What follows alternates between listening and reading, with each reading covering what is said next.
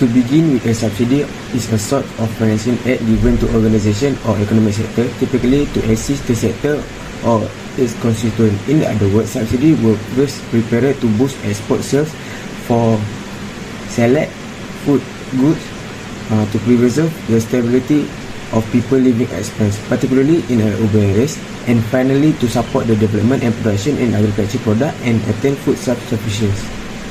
Subsidies are also considered a form of trade protection because they make domestic goods and service competitive locally against imports. This can indirectly help to increase locally manufactured goods while lowering import rates for specific goods. Subsidies, on the other hand, have the potential to disrupt the market and impose significant economic costs. The issue of subsidies is one of the most continuous issues in the business world. This is considered a sort of local business protection or protectionist acts. As a result, it is a form of global trade limitation. This is because the subsidy provided will reduce the cost of some domestic product below the cost of import, further reducing the competitiveness of imported goods. The government subsidy assistance to fishing entrepreneurs, particularly small fishermen, has greatly improved the local economy and standard of living. We can also see significant progress in our country fishing industry.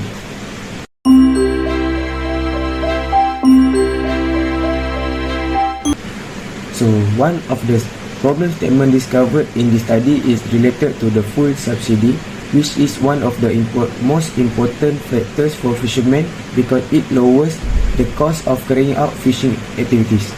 However, both political and social factors influence the decision to give gasoline subsidies. Full subsidies in the fishing sector have the impact of encouraging resources over exploitation, marine pollution, and waste in marine resources.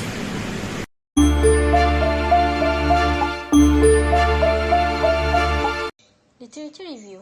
In order to maintain a sustainable fishery, subsidy for fishing, such as the fuel and the building of boats, must not be given. These subsidies will only increase fishery effort. The outcome of the agricultural analysis demonstrated that elements like fuel subsidies had an impact on the revenue of the fishermen. Small-scale fishermen will benefit from subsidy policies that lower operating costs and boost income because they have many advantages, including low income, comparatively smaller boats, and traditional fishing gear. Fishery subsidies provide a problem if they encourage increased fishing, which further depletes resources.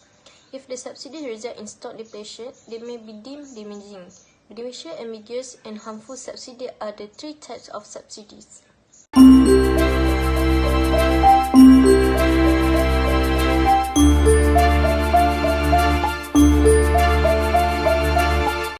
According to the table shows that between 2016 and 2018, there are increased fuel subsidies for both types of fuel, petrol and diesel.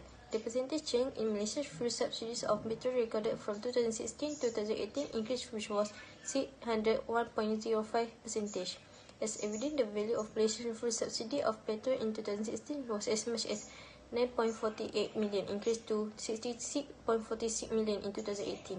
In the same year, the percentage change in the fuel subsidy of Malaysia for diesel record increased, which was 774.0%. This is because the government is dedicated to transparency, and when the automatic price mechanism (APM) price drop further, the government will adjust the pricing downwards so that Malaysia will benefit from cheaper fuel price. The government also rolls out its target petrol subsidy program before the end of this year to make sure the petrol and diesel price will be floated freely based on the market price. The effects of fishery fuel subsidies can lower the cost of fishery output, encourage the ongoing expansion of the search and fishing intensity, and also contribute to useful policy inputs to help reduce fuel subsidies for the fishery sector in Malaysia. Also, fuel subsidy in the form of tax exemption of reduction are a barrier to implementation of better energy technology and practice. As a result of lower fishing, operating expense, and increased income from sustainable tourism, aquaculture, seafood processing, and value-add seafood production, it was clear that fuel subsidies were crucial for the fishery sector. The two main segments that comprise the fishery sector are aquaculture and marine capture fisheries. Hi, Doctor. I am Chiu Yi-in. Global matrix is 2x6104. Now I would present about the impact of fuel subsidies in the marine and aquaculture sector in Malaysia. For the marine sector, in this table, we can see the fish landing keep decreasing in the value, but in quantity was increased from 2016 to 2018. And this show the exploitation of fisher resource happening, and the value of fisher landing was dropped because the increase of fuel subsidy enhanced fishing capacity and motivate fishermen effort. It also caused the pollution in the middle of the sea because the oil spin when fishing activity. And last, it caused the waste result from the overuse of marine resource. Next, the aquaculture sector. The value of aquaculture production went up in 2017 and suddenly fell in 2018. But the aquaculture production gradually declined from 2016 to 2018. The decrease in production is influenced by the effect of surplus fishermen in marine sector. For value was caused by the change in the structure of aquaculture species, which was the shrimp and mussel production declined, but fish production increased in 2018.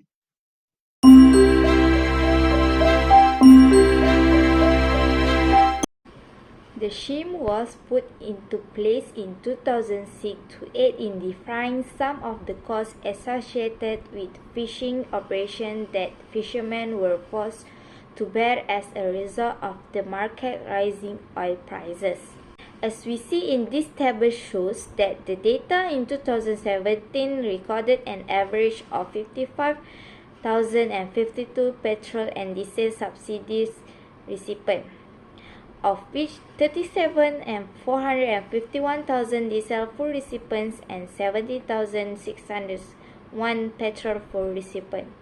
The average number of diesel and gasoline full recipients in 2017 shows the highest number of defects in the 5-year period from 2016 to 2020.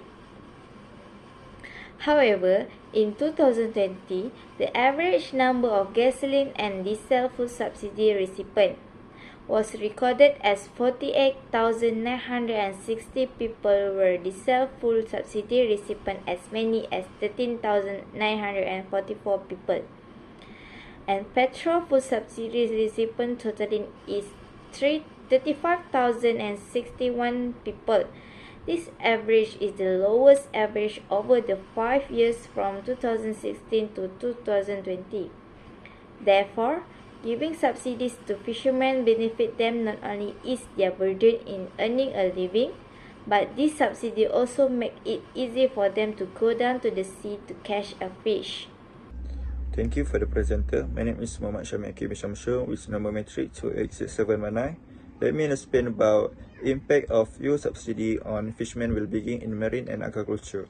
For marine, the Malaysian government fuel subsidy serves as a catalyst for the improvement of income for the majority of Malaysia's small-scale fishermen because it lowers the cost of fishing activity and increase the fishermen income. Thus, the higher the cost of fuel consumption, the more time fishermen will spend fishing, resulting in an increase in them income and revenue because they can catch more fish. When fuel subsidy increases, the fishermen will increase fishing activity. It is because of fuel become less expensive and thus the fishing is more motivated to fish to get higher income. For aquaculture, fisheries subsidy benefit fisher, but extensive fisher put pressure on the resource and small-scale fisher are unable to reserve the benefit of fishing. To determine whether pool fisher can improve their welfare through fuel and non-fuel subsidy, it is necessary to examine the effect of subsidy. The government must take into account operating costs. Without subsidy, fishing activity will suffer. As a supply and breeder of seafood, aquaculture activity will have an indirect impact. That's all for me. So the study conclusion is that government subsidies have significantly aided the economy in various areas, particularly the fishing industry. This can be seen in the fishing business, which has reaped many benefits from the channel subsidy aid, and as a result, the industry has received a lot of feedback which supports the fishing industry in Malaysia. At the same time, unfiltered fishing will have a negative influence on marine resource, reducing fish habitat and indirectly harming small fishermen owning to bulk fishing by interested parties.